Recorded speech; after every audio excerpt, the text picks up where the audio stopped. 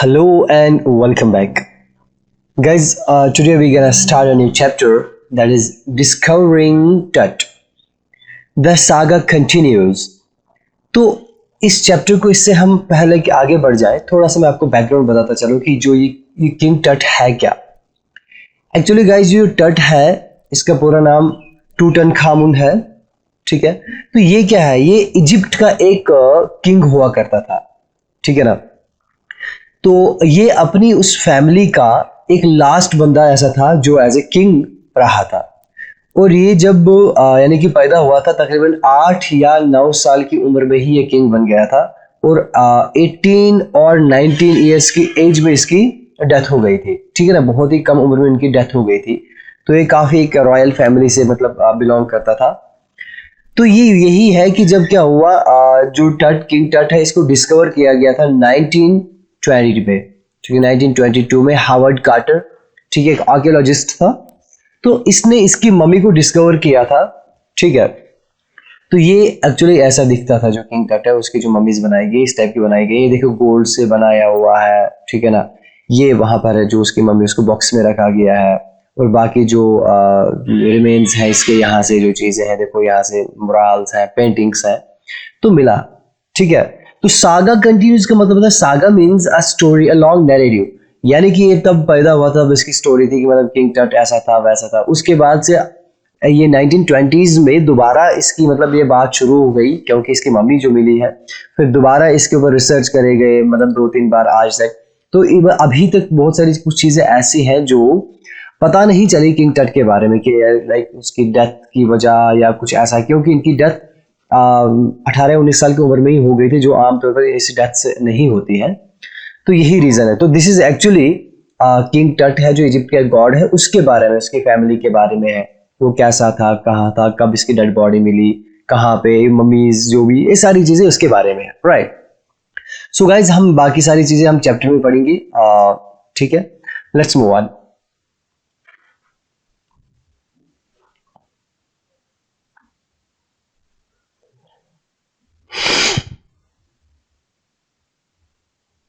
So,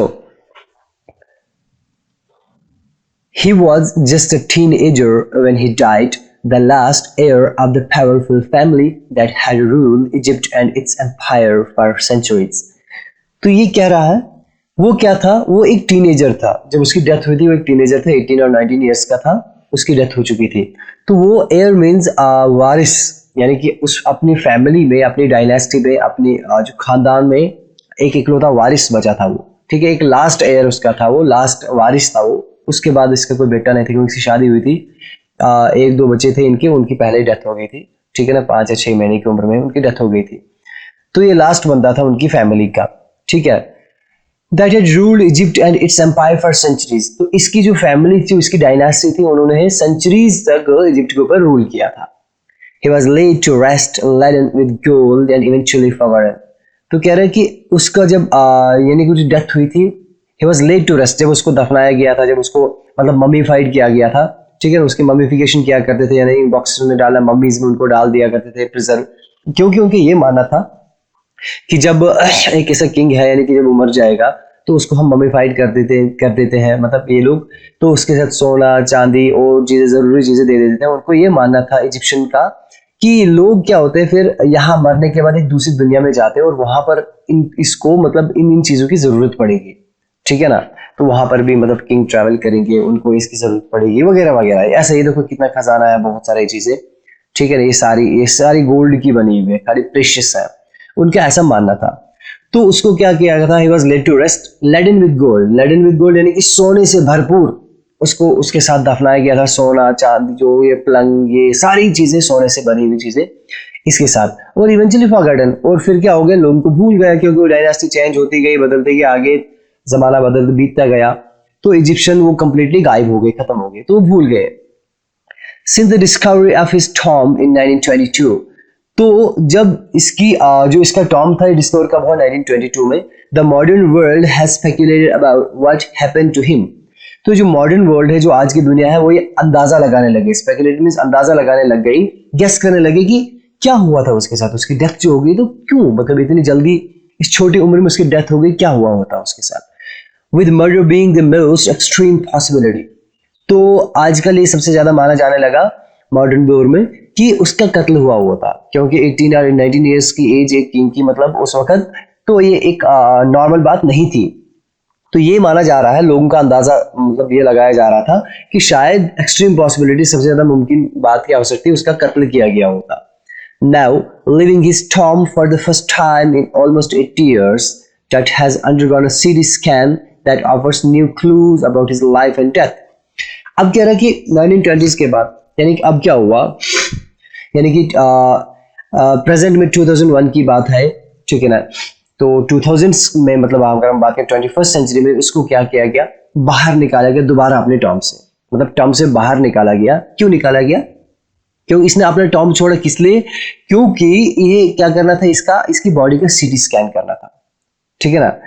तो इसकी body का सीटी स्कैन करना था, जिससे ये पता चला offers new clues about his life and death, जिससे हमें क्या पता चला कि नए क्लूज पता चले, उसकी लाइफ कैसी थी, उसकी डेथ कैसी हुई, क्या कारण हो सकते थे, बहुत सारी नई चीजें पता चली सीटी स्कैन करने में, ठीक। And provides precise data for an accurate forensic reconstruction of the boys pharaoh। तो pharaoh मींस गाइस, pharaoh का मतलब होता है किंग, ठीक है ना, pharaoh मींस किंग। तो इन क्लूज से क्या पता चला, और एक प्रिसाइज डिटेल हमें मिली उस सीटी स्कैन से, क्या मिली कि एक्यूरेट फॉरेंसिक रिकंस्ट्रक्शन की इस बॉडी। फॉरेंसिक रिकंस्ट्रक्शन का मतलब क्या होता है कि तब देखो यहाँ पर है, मैं दिखाता हूँ आपको, ये जो इसकी बॉडी है ये, ठीक है ना, मॉमिफाइड किया गया था, इसको वैक्स डाल के मतलब किया गया था। अब इसको स्कैन किया गया तो डिजिटल एक्सरेज करवाए गए, ठीक है ना, क्रॉस सेक्शन एक्सरेज करवाए गए, सीटी स्कैन कराए गए, तो ऐसी इसकी बॉडी बनी, डिजिटली इसको ऐसा बनाया गया, ठीक है ना, ऐसा बनाया गया। तो फॉरेंसिक रिकंस्ट्रक्शन मतलब साइंटिफिक एनालिसिस होता है। साइंटिफिकली क्या होता है, एनालाइज करते हैं बॉडी को, उसकी सीटी स्कैन करते हैं। तो ये इसकी जो फेस वगैरह एक्सपेक्टेड ऐसा बनाया गया, शायद वो ऐसा था, ठीक है ना, एक फॉरेंसिक रिकंस्ट्रक्ट किया गया इसकी बॉडी को, ठीक है ना, जिससे मतलब ये जो बॉयज pharaoh, यानी कि ये किंग था, एक बच्चा ही था, अगर 18-19 ईयर्स की एज से पहले इसकी डेथ हो गई थी, तो ये एक छोटा ही था ये किंग।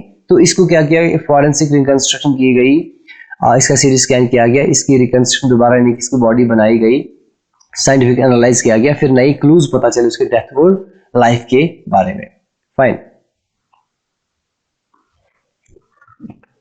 सो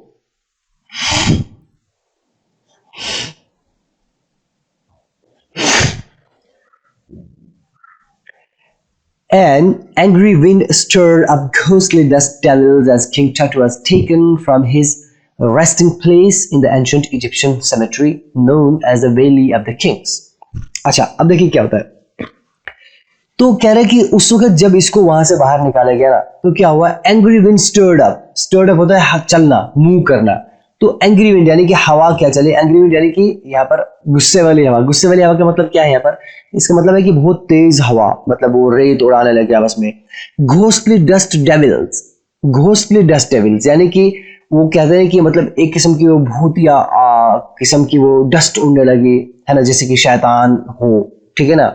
यहाँ पे कहने का मतलब है कि कोई स्पिरिट घूम रही हो यहाँ पर, है ना, एक जो डस्ट उड़ रही है, उस डस्ट भी घोस्टली लग रही थी उसको, क्योंकि इनका एक वहम भी था, ठीक है ना। उनको ये सोच रहे थे कि अगर इनको हमने वहां से निकाले, इसकी बॉडी निकाले, तो यहाँ पर शायद पता नहीं क्या आत्मा घूम रही है, पता नहीं क्या हो रहा है। तो ऐसा वो हवाएं चलने लगी, हवाएं एकदम धुंधला हो गया पूरा, जब किंग टट को कहाँ से निकाला गया, रेस्टिंग प्लेस यानी कि जहाँ पर इसको रेस्ट किया गया, दफनाया गया था। कहाँ पे, इजिप्शियन सेमेट्री थी। सेमेट्री होता है वो जगह, बरियल ग्राउंड, जहाँ पे लोगों को दफनाया जाता है, ठीक है, जहाँ पे लोगों को दफनाया जाता है। तो उस सेमेट्री का नाम था, उस जगह का नाम क्या था, वैली ऑफ द किंग्स। तो ये देखो, valley of the Kings actually ये डिस्कवर की, उसके बाद दिखाई दे रहा था। आज तक फिर ये नीचे मतलब सीमेंट में दबा हुआ था कहीं पे, तो बाद में ये काटा गया पूरा, यहाँ से इसको यहाँ से क्या बाहर निकाला गया, फिर यहाँ से अंदर जाया गया, चेक किया गया क्या था अंदर वगैरह वगैरह। तो ये जगह क्या है, this the valley of the Kings, right, ये जगह है। सो तो क्या हुआ, जब उसको वहां से बाहर निकाला गया तो हवाएं चलने लगी, ऐसे हवा उड़ने लगी, घोस्टली विंड उड़ने लगी, एकदम डस्ट, जैसे लगे वो शैतान आत्माएं घूम रही हो, इस डस्ट चल रही है, right. Dark bellied clouds had scurried across to move swiftly. तो कह रहा है कि जो डार्क बेली, यानी कि जो बादल हवा में चल, बेली एक्चुअली पेट होता है, सामने वाला हिस्सा होता है, सामने वाला हिस्सा। तो बादलों का जो नीचे वाला हिस्सा है इसको बोला गया है कुछ ये, यानी कि काले बादल, एकदम बहुत सारे काले बादल छा गए और वो तेजी से मूव करने लगे उनके ऊपर से। उस वक्त एकदम काला, मतलब काला डार्क हो गया पूरा एरिया, हवाएं चल रही है, काले बादल छा गए पूरी तरफ से, तेजी से बादल चल रहे हैं, आवाजें हो रही है।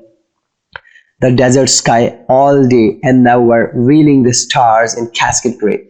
तो कह रहे कि सारे के सारे दिन क्या हुआ, desert sky all the day, across the desert sky. कह रहा है कि जो डेजर्ट था यहाँ पे, ठीक है, तो इसके ऊपर से सारे दिन भर क्या चलने लगे, हवाएं चलने लगी, ठीक है ना, गर्दा डस्ट उड़ने लगा, घुसली डस्ट उड़ने लगा, तो एकदम काले बादल छा गए। तो रात के वक्त क्या हो गया, दिन की बात है, तो all the day and now were reeling the stars in cascade. Reeling होता है पर्दा करना एक्चुअली, ठीक है ना। कह रहे कि अब ये क्या कर रहे हैं, कैस्केड ग्रे का मतलब होता है एक किस्म का एक्चुअली बॉक्स होता है। देखो यहाँ पर मैंने बॉक्स बनाया है कैस्केड ग्रे। इसमें क्या होता है, ये बहुत प्यारा बॉक्स है, ग्रे कलर का है यहाँ से, और यहाँ इसके अंदर ज्वेल्स रखे जाते हैं, ठीक है ना। तो जो इसमें जो ज्वेल्स दिखते हैं वो बहुत खूबसूरत दिखते हैं, मोती, हीरा, बहुत खूबसूरत दिखते हैं, सेफ किया जाता है। तो ये कह रहा है कि जो हवाएं उड़ने लगी, जो बादल आसमान में छा गए, तो उनके बीच बीच में छोटे थोड़े थोड़े धुंधे धुंधे स्टार्स दिख रहे थे, ठीक है ना, स्टार्स दिख रहे थे, ऐसे ऐसे स्टार्स दिख रहे थे धुंधले। ऐसा लग रहा था कि ये किसी कैस्केट बॉक्स में ज्वेल्स रखे हुए हैं, ठीक है ना। ऐसा लग रहा था कि ये क्या है, ये ऊपर जो पूरा आसमान है ये धुंधला है, किसी एक कैस्केट बॉक्स में ज्वेल्स रखे हैं। तो ऐसा हो गया था, एकदम डार्क रात को भी हो गया। It was 6 p.m. on 5 January 2005. तो ये 6 बज के, यानी कि 6 बज रहे थे शाम के 5 जनवरी 2005 की ये बात है, जब इसको मतलब वहां से बाहर निकाला गया सीटी स्कैन के लिए। The world's most famous mummy glided headfirst into the CT scan brought here to probe the lingering medical mysteries of this little understood young ruler who died more than 3,300 years ago. तो ये कह रहा है, तो पहली बार जब इसको वहां से बाहर निकाला गया सीटी स्कैन के लिए, दुनिया की सबसे फेमस मम्मी थी ये। इसका पहले ग्लाइडेड हेड, ग्लाइड होता है वैसे ऐसे ग्लाइड करना, ऐसे मूव करना। इसको पहले सर डाला गया सीटी स्कैन के उसके अंदर, देखो जैसे यहाँ पर है, ठीक है ना, ये देखो सर इसका यहाँ पर है, ठीक है। इस सीटी स्कैन के अंदर इसको पहले ऐसे ग्लाइड किया, पहले सर डाला गया अंदर की तरफ, ठीक है, ओके। तो फिर brought here to probe the lingering medical mysteries. तो टू प्रोब का मतलब होता है एग्जामिन करना, ठीक है, to examine the lingering medical mysteries का मतलब, लिंगरिंग मींस जो अभी तक मतलब अनसॉल्व्ड हो चले आ रहे हैं, जो स्लोली मतलब जो इसकी जो मिस्ट्रीज खुल रही हूँ, लेकिन पूरा अभी हमें इसके बारे में पता नहीं चला, बीच में अटकी हुई कुछ ऐसी मेडिकल मिस्ट्रीज थी।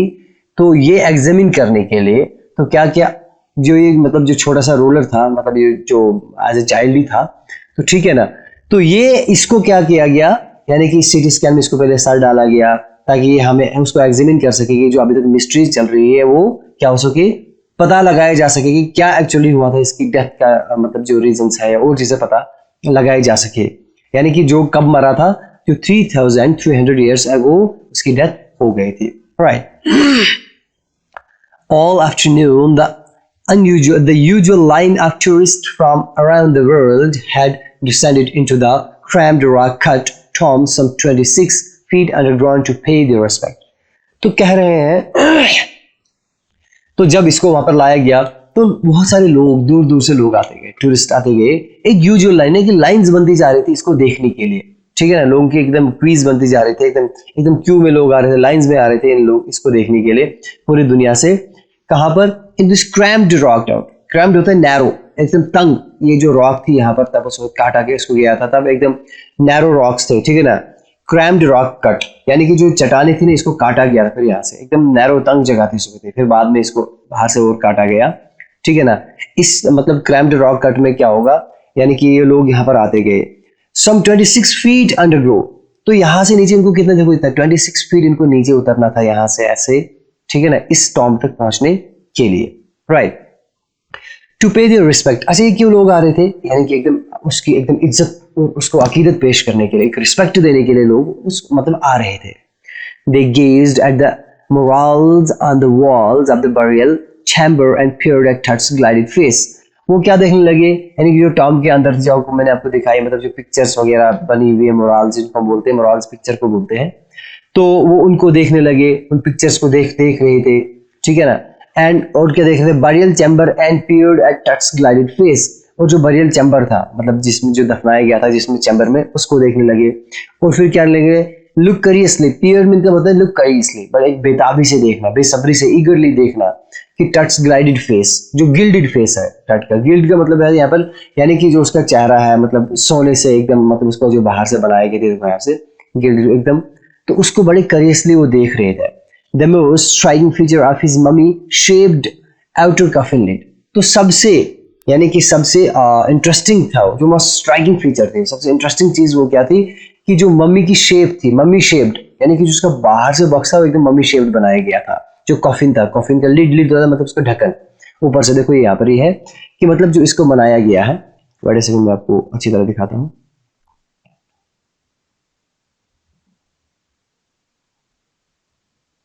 या हियर इट इज। तो ये देखो यहाँ पे मतलब ये देखो कॉफिन बनाया गया, मम्मी का कॉफिन है, ये लिड है बाहर से, तो इसका शेप मतलब इसका फेस देखो कैसा बनाया गया, गिल्डेड विद गोल्ड, राइट। तो लोग मतलब इसको अच्छे से देखने लगे, बहुत गौर से, एक स्ट्राइकिंग फीचर था, इसको देखने लगे, राइट।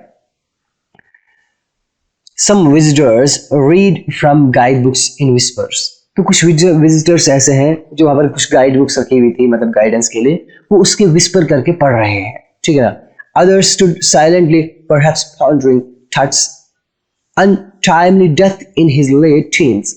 तो बाकी लोग क्या कर रहे हैं, चुपचाप खड़े हैं, देख रहे हैं, शायद ये सोच रहे हैं, pondering means just thinking, वो ये सोच रहे हैं कि इसके अनटाइमली डेथ कैसे हो गई, यानी इस लेट टीन्स यानी कि जो 19 साल 18 साल की उम्र का ये लड़का ही था, इसकी वक्त से पहले कैसे मौत हो गई।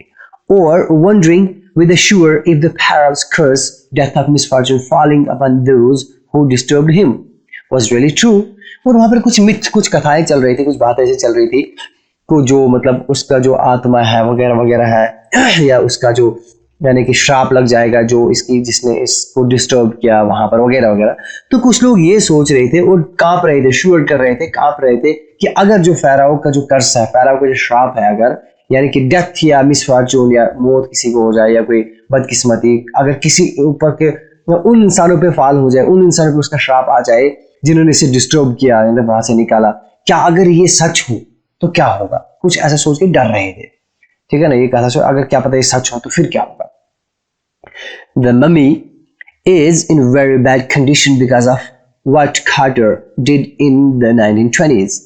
अब कह रहा है कि जो मम्मी थी इसकी, ये एक बुरी कंडीशन में थी, देखो यहाँ पर ये बुरी कंडीशन में थी। क्यों थी बुरी कंडीशन में, क्योंकि जो हार्वर्ड कार्टर था इसने क्या किया था 1920s में, 1922 में जब इसने इसको यानी कि डिस्कवर किया था, तो ये एक चीज से होती थी, एक वैक्स टाइप की एक चीज होती थी जिससे क्या किया जाता है, इस मम्मी को एकदम महफूज किया जाता था। तो वो मम्मी यानी कि जो ये बॉडी थी वो एकदम नीचे बॉक्स की तरफ से लग जाती थी या बाहर से मतलब वो मतलब बहुत हार्ड लाइक सीमेंटेड हो जाता था।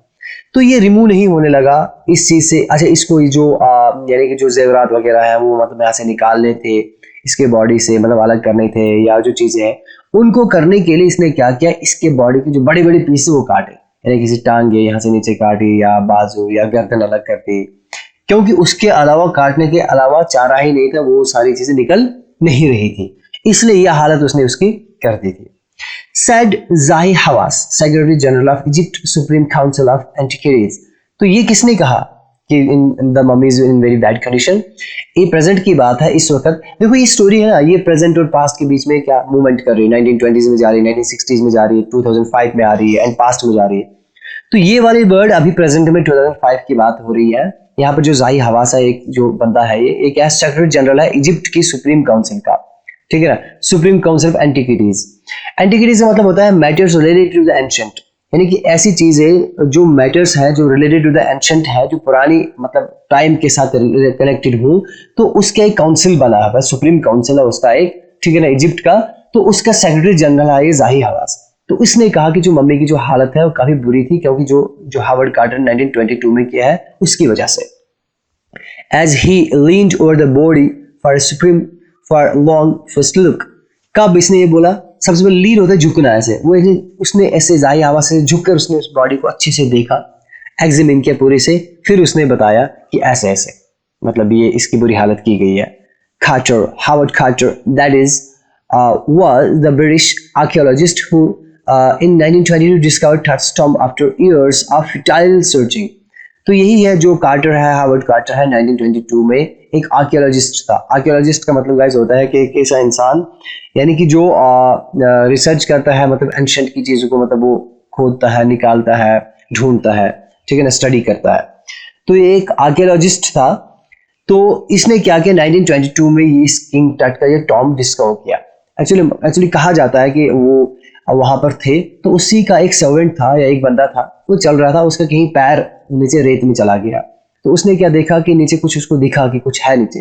तो वो आके उसने किसको बताया, हावर्ड को बताया. तो फिर कार्टर हावर्ड ने क्या किया, वहां पर खुदाई शुरू कर दी. तो वहां पर एक ये क्या किया, एक जो किंग टट का है, जो यानी कि जो वैली ऑफ द किंग के अंदर टॉम्ब ऑफ किंग टट है, ये उसको वहां पर मिला. ठीक है. नाउ तो इसने क्या किया, after years of futile searching means मतलब इंसान बहुत मेहनत कर रहा है लेकिन उसका रिजल्ट कुछ भी ना निकले. तो बहुत मेहनत इसने की, उसको कुछ भी रिजल्ट नहीं मिला, लेकिन आफ्टर एंड पे उसको जाके क्या मिला, किंग टट का टॉम्ब मिल गया. इट्स कंटेंट्स दो hastily ransacked in antiquity. तो कह रहे कि जो इसके कंटेंट्स थे यानी कि जो इसके पार्ट्स थे, सर्च इन डैमेजिंग वे. अब ये बोल रहा है जो इसके कंटेंट्स थे थ्रू हेस्टली रैंसैक्ड. अब देखो क्या होता है, जो इसके पार्ट्स ऑफ द बॉडी थे या जो भी चीजें थी इसकी पार्ट्स थे, तो बोलते हैं दो हेस्टली रैंसैक. हेस्टली होता है जल्दी से, रैंसैक होता है काटना, मतलब डैमेज करना, निकालना. वहां से उसने उसको क्या निकाला था, वो मतलब सारे जेवरात निकाले थे, पार्ट्स को अलग किया था, देखो काट के क्या हालत की गई थी. कह रहे कि इसको क्या किया था. तो हेस्टली रैंसैक का मतलब है, हेस्टली होता है जल्दी से सर्च करना, किसी चीज को सर्च करना, डैमेजिंग वे में सर्च करना, रैंसैक. और हेस्टली होता है जल्दी से. तो बहुत उन्होंने क्या किया था, डैमेजिंग वे से क्या किया था, उसको एग्जामिन किया था, फिर उसको बॉडी पार्ट्स काटे थे, फिर वो निकाले थे, जो कंटेंट्स थे, जो बाकी वो जो निकाले अलग किए थे, ठीक है ना, वो निकाले थे. और सरप्राइजिंगली कंप्लीट. लेकिन कह रहा है कि अजीब बात ये है कि इतनी जल्दी में, इतने डैमेजिंग वे से उसने उस बॉडी को काटा था, फिर वहां से उसको रिमेन्स अलग किए थे, तो फिर भी उसके सारी की सारी चीजें मौजूद, अभी तक मौजूद है. फिर भी सरप्राइजिंगली अभी तक ये सारी चीजें कंप्लीट है. They remain the richest royal collection ever found and have become part of Pharaoh's legend. तो कह रहा है कि जो उसके जो they remain the richest royal collection. तो वहां पर उसके अंदर जो उसको मिले, जो सोना जवाहरात बहुत सारे मिले, जो भी है वो सबसे रिचेस्ट कलेक्शन रहा है आज तक का. ठीक है, जो कभी मिला है, मम्मी मतलब मम्मीफाइड किया गया फिर टॉम्ब के अंदर मिला है, आज तक का सबसे ज्यादा रिचेस्ट कलेक्शन उसका मिला. ठीक है ना. तो जो वो सारे का सारा रिमेन्स क्या फिर बन गए, that become the part of ferrous legend. जो ये किंग है इसकी कहानी का हिस्सा बन गए वो सारे पार्ट्स उसके, यानी सारे सोना, सारे रिचेस्ट कलेक्शन वो बन गए. Stunning artefacts mean objects, okay, in gold. तो गोल्ड, सोने से बनाई हुई स्टनिंग चीजें जो आपको मैंने ऊपर दिखाई. एकदम स्टनिंग मीन्स क्या होता है, एकदम इंटरेक्टिव चीजें, बहुत ही ब्रिलियंट चीजें, ऑब्जेक्ट्स सोने से बनी हुई. Their eternal brilliance meant to guarantee resurrection. कह रहे कि जो उनकी ब्रिलियंस थी, जो उनकी वजूद था, जो उनकी शान थी, वो जो उनकी खूबसूरती थी, ब्रिलियंट थे, वो इटर्नल थे. इटर्नल मीन्स एवरलास्टिंग, जो कभी मतलब ये खराब ना हो या खत्म ना हो, या हमेशा रहने वाली ब्रिलियंस उन चीजों के अंदर पाई जा रही थी. जिसका मतलब ये था, जो ये हमें मतलब यकीन दिला रहे थे कि ये इस चीज की तो गारंटी है कि रिसरेक्ट होना ही होना है. रिसरेक्शन का मतलब होता है rising again of life, rising again to life. क्योंकि इजिप्शियंस का मानना था कि ये वहां पर जाएगा, ये दोबारा जिंदा हो जाएगा, उसको वहां पर इन सारी चीजों की जरूरत पड़ेगी. तो ये इतनी इसलिए ब्रिलियंट चीजें, ब्रिलियंट स्टनिंग आर्टिफैक्ट्स उसके साथ रखे गए थे. caused a sensation at the time of the discovery and still get the most attention. तो कह रहे कि उस वक्त जब ये चीजें मिली ना, एकदम सेंसेशनल, उस वक्त sensation at the time of discovery, जब ये डिस्कवर हुई ये सारी चीजें, एकदम सेंसेशन क्रिएट की गई, एकदम सनसनी फैल गई, वो क्या बात है, लाइक दिस. और कह रहा है कि अभी भी ये सारी की सारी चीजें सबसे ज्यादा अटेंशन का जरिया है. लोगों की सबसे ज्यादा अटेंशन इन चीजों पे जाती है, क्या किया, कैसा ख्याल उनका था, ये क्या कर रहे थे, वगैरह वगैरह. But Tut was also buried with everyday things he would want in the afterlife. अभी कह रहे हैं कि टट के जो उसको दफनाया गया था, खाली सोने और चांदी के साथ में ही नहीं दफनाया गया था, उसको जो एवरीडे लाइफ के अंदर जो चीजें लगती हैं उनके साथ, मतलब वो चीजें भी उसके साथ दफनाई गई थी. एवरीडे लाइफ यानी कि उनको ये मानना था कि जो लोग ये मानते थे उसके बाद यानी कि इस लाइफ के बाद जब वो दूसरी लाइफ में जाएंगे उनको इस चीजों की जरूरत भी पड़ेगी, तो वो चीजें भी दफनाई गई थी. जैसे कि बोर्ड गेम्स रखी थी, कहीं वो बोर ना हो जाए, कि वहां पे गेम्स खेले, या अ ब्रोंज रेजर, यानी कि एक ब्रोंज मेटल होती है उसका जो एक रेजर रखा गया था। लाइन एंड अंडरगारमेंट्स रखे गए थे एकदम। Cases of food and wine, खाना रखा गया था, शराब रखी गई थी, वो भर भर के केस भर भर के रखे गए थे। तो ये उनका ख्याल था कि वहां पर उसको ये चीजों की जरूरत भी पड़ेगी, right. So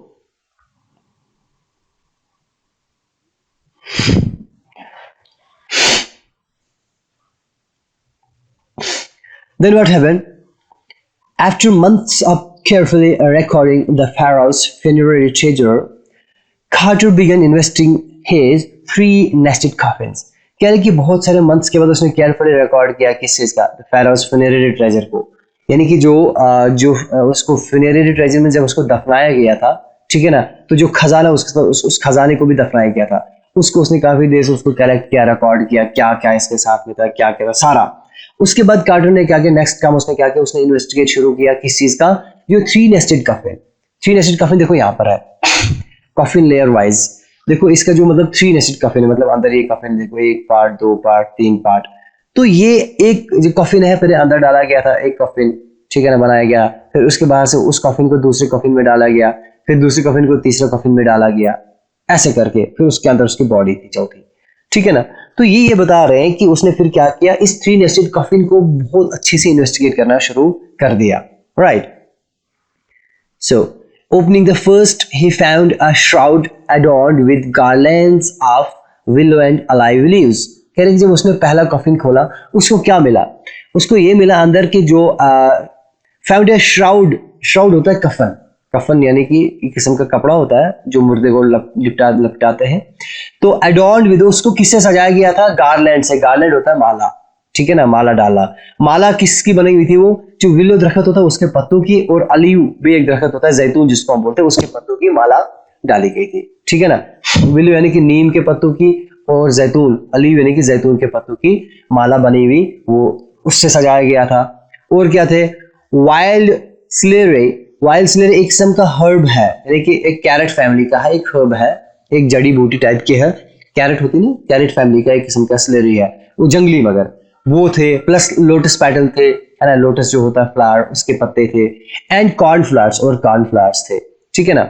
the faded evidence of a burial in March और अप्रैल, कह रहे कि ये फेडेड एविडेंस है, एक ऐसा सबूत था ये जो फेड हो चुका था, मुरझा चुका था।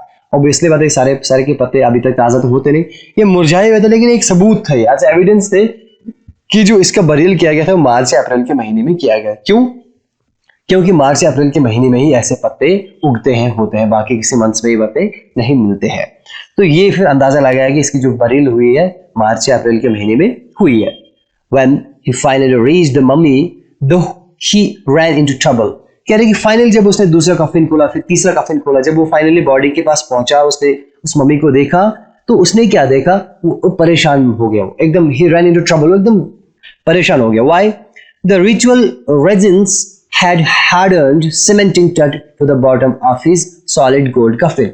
रिचुअल होता है, एक रस्म होती है उनकी, एक रेजिन किस्म का, रेजिन एक किस्म का वैक्स होता था, ठीक है ना, एक किस्म का वैक्स। देखो यहाँ पे इस वैक्स से क्या हो गया इस बॉडी को, उस वैक्स से क्या किया जाता था, इसको लगाया जाता, फिर बाहर से वो कपड़ा लगाया जाता था, बैंडेज लगाए जाते थे, तो वो कैसा हो गया था, इतना सख्त होता, इतना हार्ड हो गया था, लाइक सीमेंटिंग टट।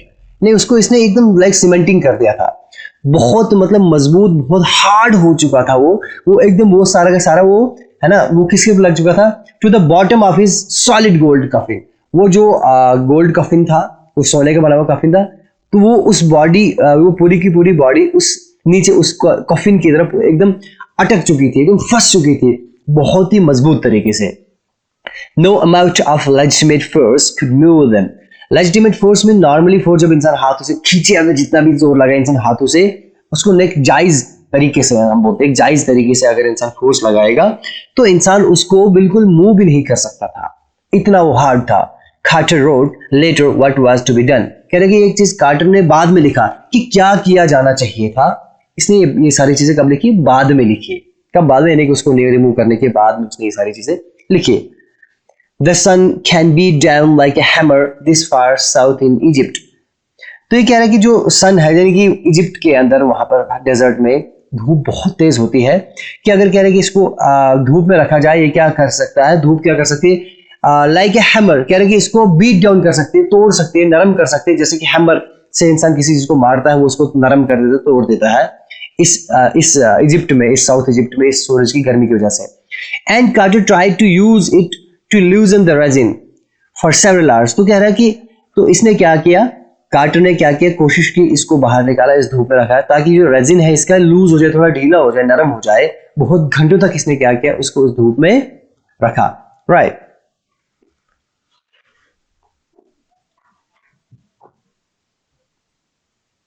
सो गाइज मैं आपको यहां पे दिखाता हूं थोड़ा मैप। देखो यहाँ पे मैप बना हुआ है, ठीक है। तो ये है एक्चुअली, यहां से इजिप्ट है, वैली ऑफ द किंग्स देखो यहां पर है, ठीक है। ये पहले सबसे बड़ा इजिप्ट है, अफ्रीका, एशिया वगैरह है। फिर यहाँ पे देखो इसको थोड़ा जूम किया गया, वैली ऑफ द किंग्स यहाँ पर है। फिर यहाँ पर इसको पूरा जूम किया गया है, ठीक है। देखो यहाँ से है अमारना, आप आगे पढ़ोगे ये क्या है, ये सारी चीजें यहाँ पर है। तो ठीक है, लग्जर यहाँ पे जगह का नाम है। तो ये सारी चीजें हैं जहाँ पर मतलब इसको इजिप्ट के इजिप्शियन किंग को यहाँ पर दफनाया गया था, इस वैली ऑफ द किंग में। राइट।